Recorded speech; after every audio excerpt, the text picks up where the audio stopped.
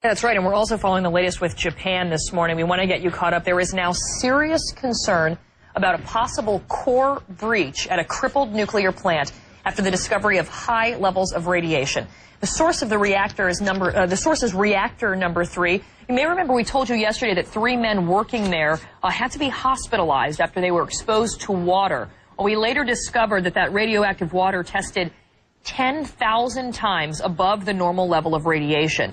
It happened when the men were laying cable in the basement when the radioactive water seeped into their boots. Again, 2 of them had to be hospitalized with possible radiation burns. That water leak could point to a crack in the reactor's containment vessel, but we are told pressure in the core has remained consistent. So exactly what could be damaged and what the extent of that damage is still not known this morning.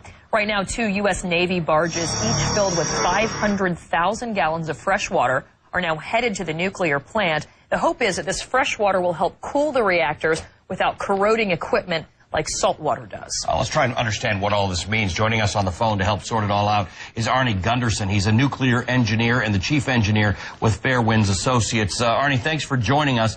What do you make of this? We're getting conflicting and unclear reports. What we understand is that these workers were exposed to water that was many times the normal level of radiation, but the pressure is still holding steady in the core. What does that mean? Well, the nuclear core is inside a pressure vessel, and it clearly shows that the core has really severe damage. There's no way that this quantity of radiation could be released if the nuclear core itself wasn't severely damaged. Now, the pressure vessel it's in appears to still be holding, but you have to remember they're putting in water and steam is coming out, and when steam comes out, it's carrying with it all sorts of contamination that's getting on the floor of the building that holds that pressure. And it seems like there must be a leak in that building, which is the containment building. So I want to ask you a couple of questions just quickly, because, I mean, when you say there's no doubt that the core is severely damaged, obviously that opens up a whole new area of concern and fear. And at this point, TEPCO, the power company in Japan, is not saying that. What leads you to believe with a lot of certainty that if we're talking about these radiation levels at 10,000 times normal, that it would be a core reactor damaged? Well, it seems like the exposure these people got was on their feet, probably from beta rays and actually a beta particle. That comes from contaminated fuel daughter products, pieces that are that came from the nuclear fission.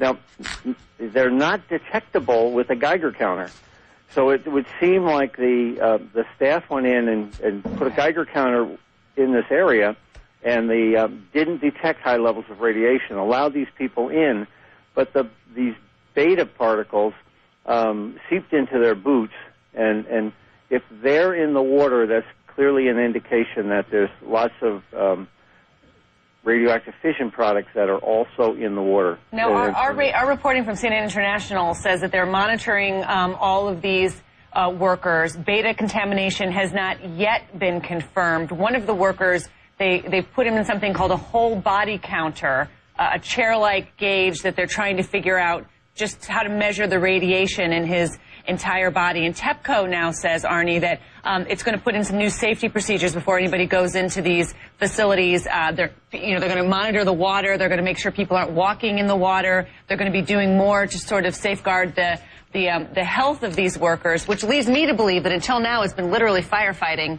and they're realizing that they've got a serious situation there. That's right. It shows a breakdown in the health physics, which is how they measure radiation. If they're in whole body counters, they did not get exposed to gamma radiation, because gamma just goes away after the burst. But the contamination could be on their skin, or it could be under their skin, and the whole body counters should pick that up.